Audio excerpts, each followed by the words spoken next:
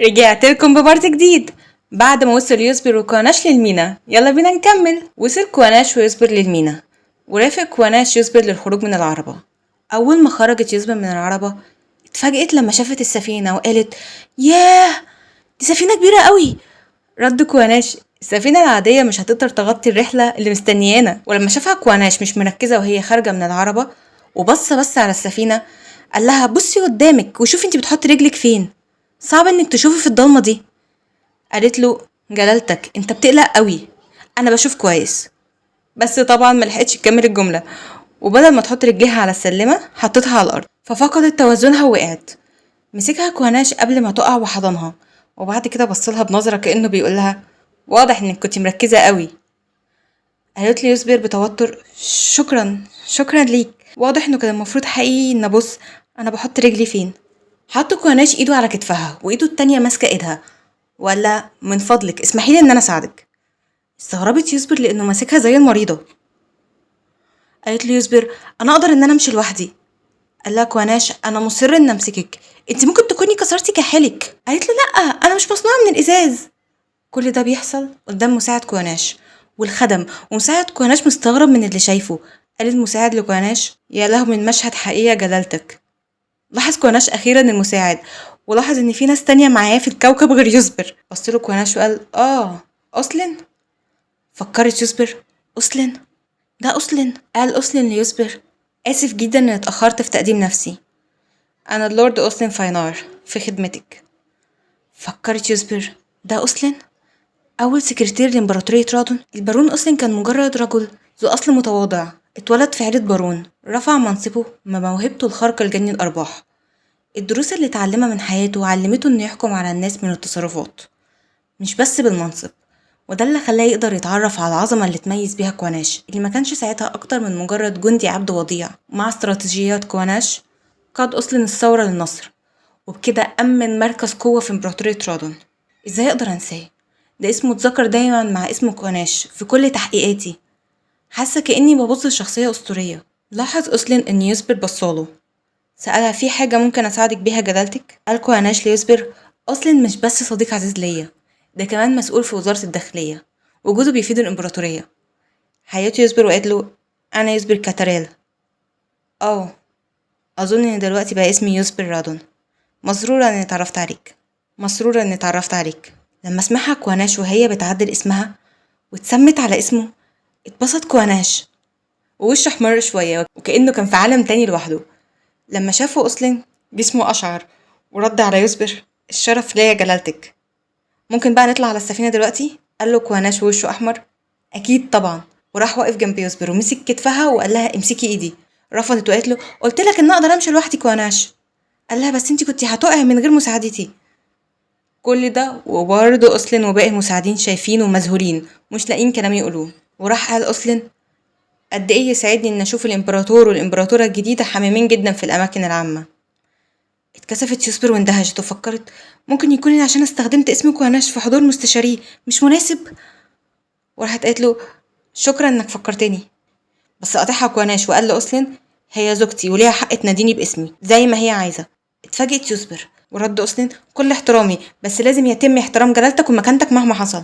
رد كواناش ده مش مقنع خالص، بالذات من راجل بيناديني باسمي في كل فرصة. اتفاجئ أوسلين وقال له ده لما نكون وحدنا بس. رد كواناش يبقى ما تنساش نصيحتك الخاصة ولازم تراعي مكانتي، المفروض بغض النظر عن المكان والوقت تناديني جلالتك. ارتبكت يصبر منهم وفكرت كده الموضوع بيتحول لخناق. لما اجي افكر في الموضوع وراحت افتكرت لما تعبت وهي في العربة وقالت لنفسها كان كواناش سريع انه يسيطر على اعصابه لما عرف اني مش كويسة. وافتكرت لما كانت هتقع وكملت كمان كان قلقان لما شافني بفقد توازني وانا خارجة من العربة، ممكن يكون من النوع اللي بيكشف عن جانبه المتسامح لما الآخرين بيكونوا في خطر. وراحت قالت بصوت عالي كواناش، وراحت مثلت إنها تعبانة وحطت إيدها على راسها وقالت أنا حاسة إنه هيغمى عليا، ممكن أقعد أو أرتاح. اتفاجئ كواناش وقال لها حاسة إنه هيغمى عليكي؟ بصله المساعد باستغراب إنها باين إنها بتمثل، وراح جري عليها كواناش وشالها وقال لها سامحيني كان لازم ألاحظ، خليني أوصلك لغرفتك. ما كانتش يصبر متخيله انه هيشيلها وقالت له استنى ارجوك انت مش محتاج انك تشيلني. بص المساعدين كلهم للمسرحيه السخيفه دي وكلهم بقوهم مفتوح من الصدمه. وقال اصلا يا الهي قالت يوسبر وهي مكسوفة بصوت عالي: نزلني دلوقتي.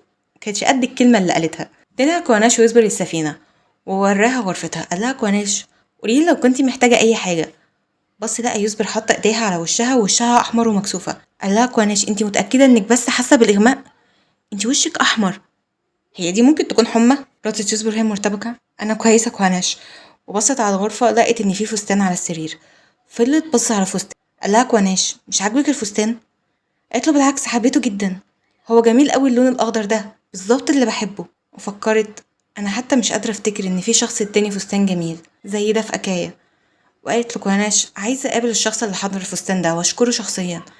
قال لها: ده مش هيكون ضروري، اللي حضره كان أنا. اتأثرت يوسبر ووشها أحمر وقالت له: شكرا، هعتز بيه جدا.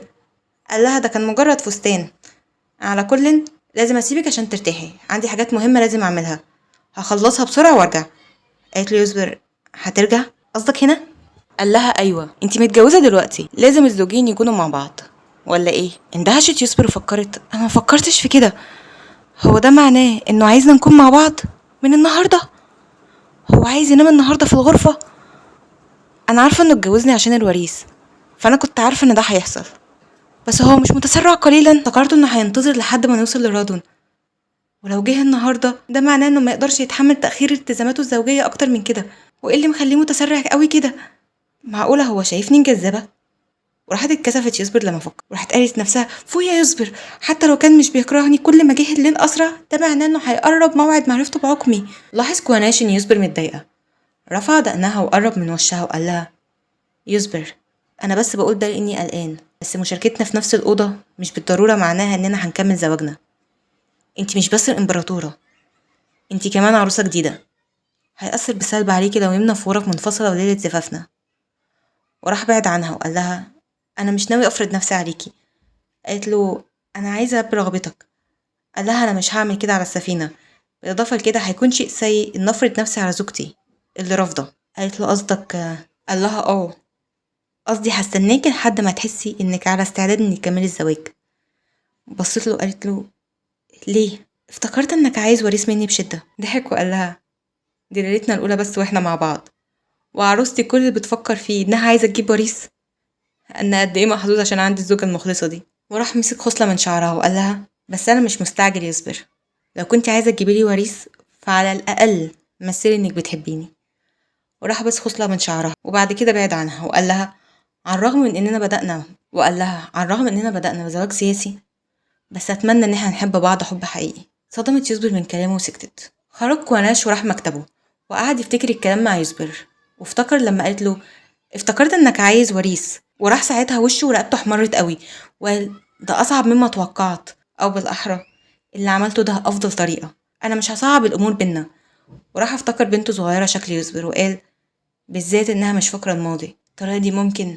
وفجأة اتقطع تفكيره لان حد جه يصرخ جامد باسمه وقال: كواناش. دخل أوستن جامد المكتب وقال له: ايه اللي سمعته ده؟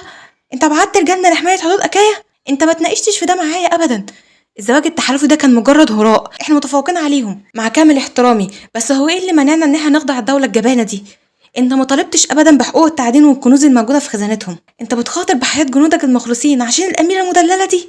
رد كوناش بحدة وقال له: اختر كلماتك بحكمة أسلن، يصبر مش مجرد أميرة مدللة، أنا مستعدة أتخلى عن كل حاجة علشانها وعلشان سلامتها، لما الموضوع يكون بيخصها كل حاجة فداها. اتعصب أسلن وقال له: مستحيل، هو ايه اللي بيدور في راسك؟ رماك وناشر ورق وقال له: اخرج، الغرفة أساسا كانت خانقة من غير صرصرتك المزعجة. شد أسلن شعره وقال: خانقة؟ أنا بتجمد هنا. قال كوناش وهو مبسوط وموده رجع حلو تاني وحواليه ورد. لما شافه أسلن قال: هو ايه اللي حصل لك؟ في الوقت ده كانت يصبر في الأوضة تعبانة وفكرت: أنا حاسة بالغثيان، هو ايه اللي بيحصل لي؟ هو ده الأثر الجانبي لفقدان السحر؟ ما ينفعش أسيب كوناش يعرف إني هفقد سحري، هطلب حد من الخدم يجيب لي الدواء. بس لما قامت من السرير داخت، حاولت تفتح الباب وتنادي حد، ولما فتحت لقت كوناش سامعها وهي بتقول: الدواء. قال لها: دواء؟ هو انتي تعبانة؟ اتفاجئت يصبر وحاولت تخفي تعبها وقالت: ده صداع خفيف، أنا كويسة.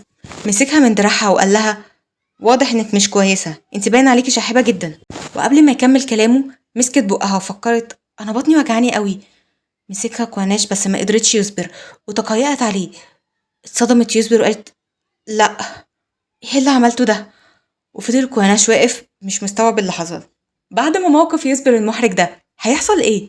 استنوني في بارت 6، مش هتأخر عليكم. باي.